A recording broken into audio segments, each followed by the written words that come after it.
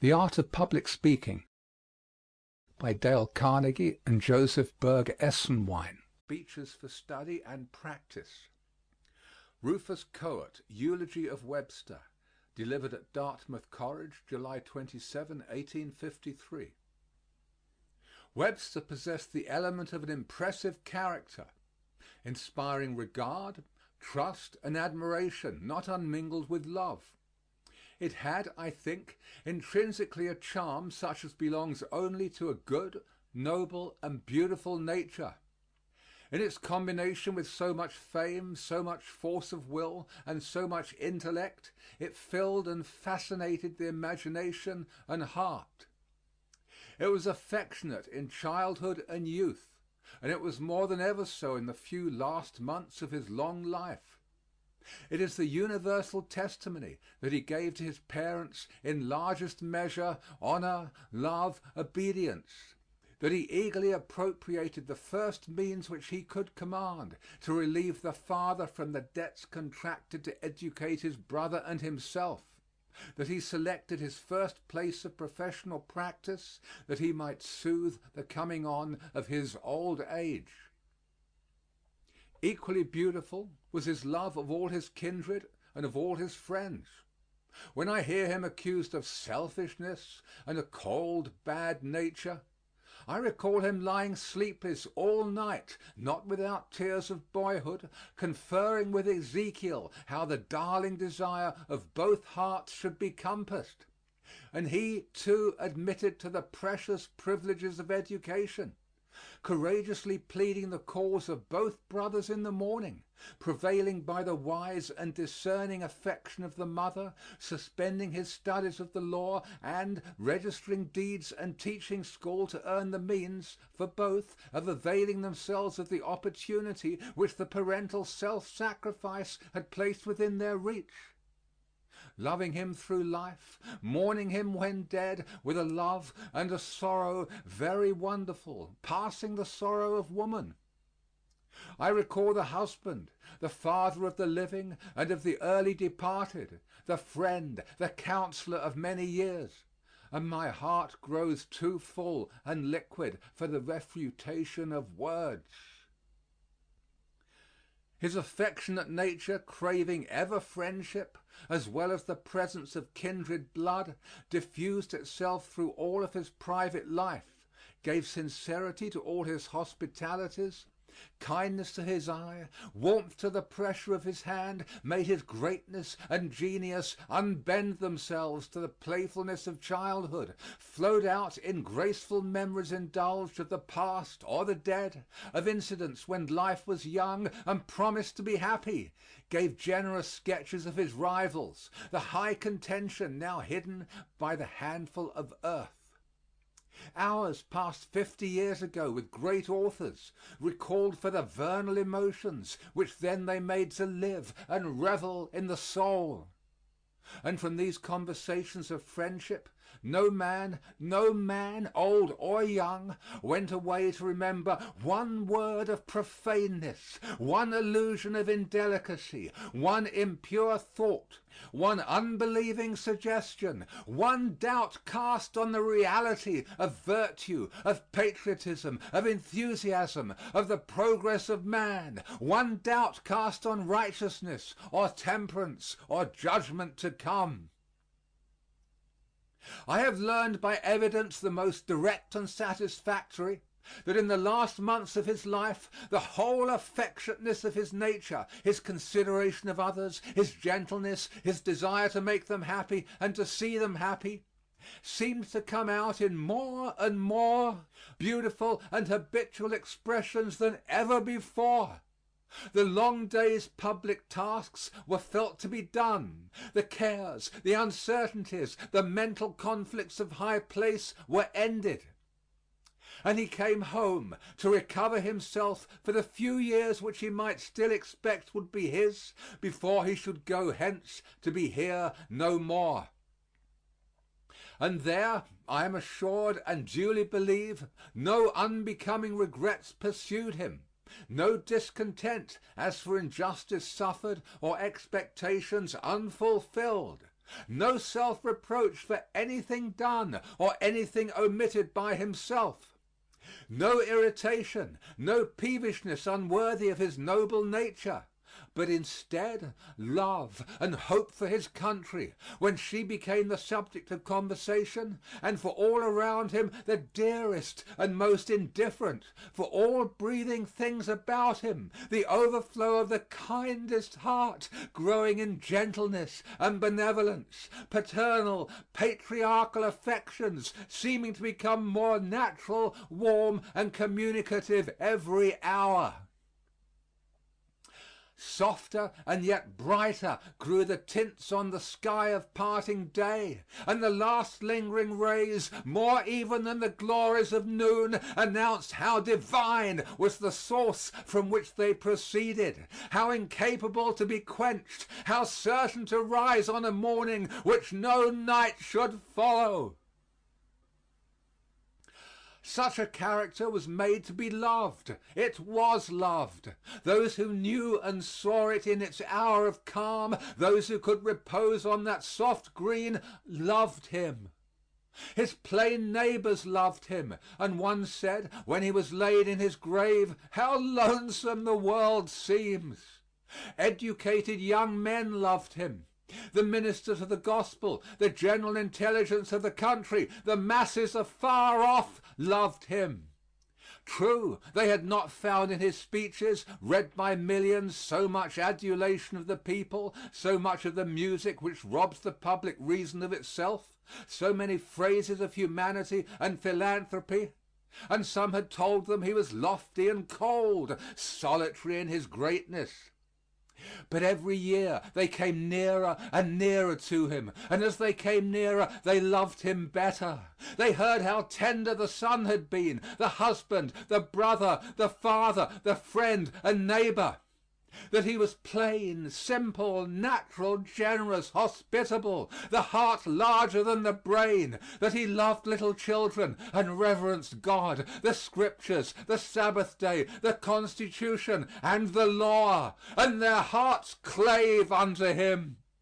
More truly of him than even of the great naval darling of England might it be said that his presence would set the church bells ringing and give schoolboys a holiday, would bring children from school and old men from the chimney corner to gaze on him ere he died. The great and unavailing lamentations first revealed the deep place he had in the hearts of his countrymen. You are now to add to this his extraordinary power of influencing the convictions of others by speech,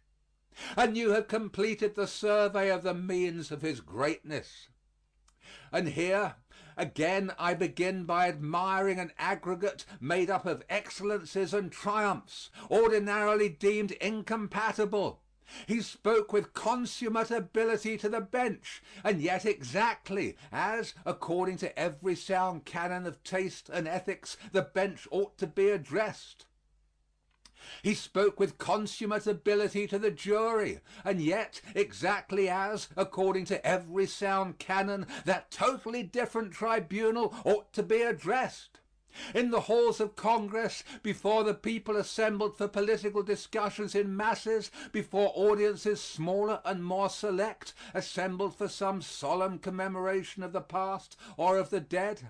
In each of these again his speech of the first form of ability was exactly adapted also to the critical properties of the place.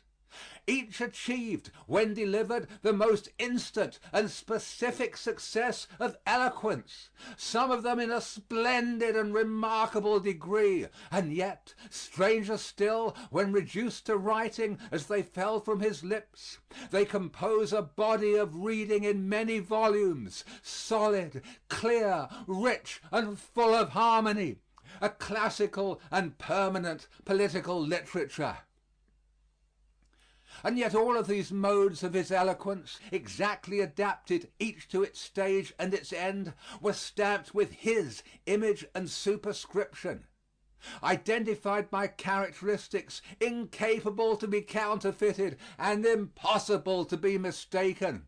The same high power of reason, intent in every one to explore and display some truth of judicial or historical or biographical fact, some truth of law deduced by construction perhaps or by elation, some truth of policy for want whereof a nation generations may be the worse, reason seeking and unfolding truth. The same tone in all, of deep earnestness, expressive of strong desire that what he felt to be important should be accepted as true and spring up to action. The same transparent, plain, forcible, and direct speech, conveying his exact thought to the mind, not something less or more. The same sovereignty of form, of brow and eye and tone and manner, everywhere the intellectual king of men standing before you, that same marvelousness of qualities and results residing I know not where, in words, in pictures, in the ordering of ideas, in felicities indescribable, by means whereof, coming from his tongue, all things seemed mended, truth seemed more true, probability more plausible, greatness more grand, goodness more awful, every affection more tender than when coming from other tongues. These are in all his eloquence. But sometimes it became individualized and discriminated even from itself. Sometimes place and circumstances, great interests at stake, a stage, an audience fitted for the highest historic action, a crisis, personal or national, upon him, stirred the depths of that emotional nature as the anger of the goddess stirs the sea on which the great epic is beginning. Strong passions themselves kindled to intensity, quickened every faculty to a new life. The stimulated associations of ideas brought all treasures of thought and knowledge within command. The spell which often held his imagination fast dissolved, and she arose and gave him to choose of her urn of gold. Earnestness became vehemence. The simple, perspicuous, measured, and direct language became a headlong, full, and burning tide of speech. The discourse of reason, wisdom, gravity, and beauty changed to that superhuman, that rarest consummate eloquence, grand, rapid, pathetic, terrible, the aliquid immensum infinumque that Cicero might have recognized, the master triumph of man in the rarest opportunity of his noble power. Such elevation above himself in congressional debate was most uncommon. Some such there were in the great discussions of executive power following the removal of the deposits, which they who heard them will never forget, and some which rest in the tradition of hearers only. But there were other fields of oratory on which, under the influence of more uncommon springs of inspiration, he exemplified in still other forms an eloquence of which I do not know that he has had a superior among men. Addressing masses by tens of thousands in the open air on the urgent political questions of the day, or designed to lead the meditations of an hour devoted to the remembrance of some national era or of some incident marking the progress of the nation, and lifting him up to a view of what is and what is past, and some indistinct revelation of the glory that lies in the future, or of some great historical name just borne by the nation to his tomb, we have learned that then and there at the base of Bunker Hill, before the cornerstone was laid, and again when from the finished column the centuries looked on him, in Faneuil Hall, mourning for those with whose spoken or written eloquence of freedom its arches had so often resounded, on the rock of Plymouth, before the Capitol, of which there shall not be one stone left on another before his memory shall have ceased to live, In such scenes, unfettered by the laws of forensic or parliamentary debate, multitudes uncounted lifting up their eyes to him, some great historical scenes of America around, all symbols of her glory and art and power and fortune there, voices of the past not unheard, shapes beckoning from the future not unseen, sometimes that mighty intellect borne upward to a height and kindled to an illumination which we shall see no more, wrought out as it were in an instant, a picture of vision, warning, prediction, the progress of the nation, the contrasts of its eras, the heroic deaths, the motives to patriotism, the maxims and arts imperial by which the glory has been gathered and may be heightened, wrought out in an instant, a picture to fade only when all record of our mind shall die. In looking over the public remains of his oratory, it is striking to remark how, even in that most sober and massive understanding and nature, you see gathered and expressed the characteristic sentiments and the passing time of our America. It is the strong old oak which ascends before you. Let our soil, our heaven, are attested in it as perfectly as if it were a flower that could grow in no other climate and in no other hour of the year or day. Let me instance in one thing only.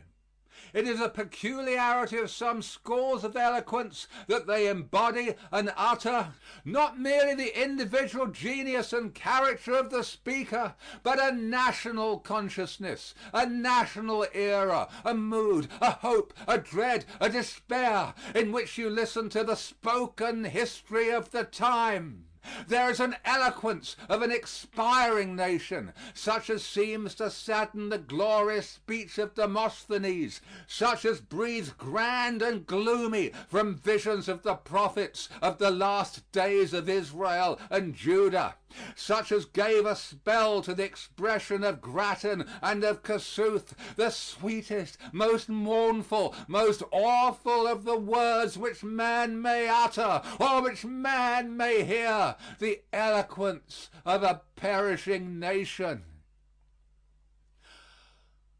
There is another eloquence in which the national consciousness of a young or renewed and vast strength of trust in a dazzling certain and limitless future, an inward glorying in victories yet to be won, sounds out as by voice of clarion, challenging to contest for the highest prize of earth, such as that in which the leader of Israel in its first days holds up to the new nation the land of promise, such as that which, in the well-imagined speeches scattered by Livy over the history of the majestic series of victories, speaks the Roman consciousness of growing aggrandizement which should subject the world, such as that through which, at the tribunes of her revolution, in the bulletins of her rising soldiers, France told to the world her dream of glory. And of this kind somewhere is ours, cheerful, hopeful, trusting, as befits youth and spring, the eloquence of a state beginning to ascend to the first class of power, eminence, and consideration, and conscious of itself. It is to no purpose that they tell you it is in bad taste, that it partakes of arrogance and vanity, that a true national good breeding would not know or seem to know whether the nation is old or young, whether the tides of being are in their flow or ebb, whether these courses of the sun are sinking slowly to rest, wearied with a journey of 1,000 years, or just bounding from the Orient unbreathed. Higher laws than those of taste determine the consciousness of nations. Higher laws than those of taste determine the general forms of the expression of that consciousness. Let the downward age of America find its orators and poets and artists to erect its spirit, or grace and soothe its dying. be it ours to go up with Webster to the Rock, the Monument, the Capitol, and bid the distant generations hail. Until the 7th day of March, 1850, I think it would have been accorded to him by an almost universal acclaim as general and as expressive of profound and intelligent conviction and of enthusiasm, love, and trust as ever saluted conspicuous statesmanship, tried by many crises of affairs in a great nation, agitated ever by parties and wholly free. End of section 46.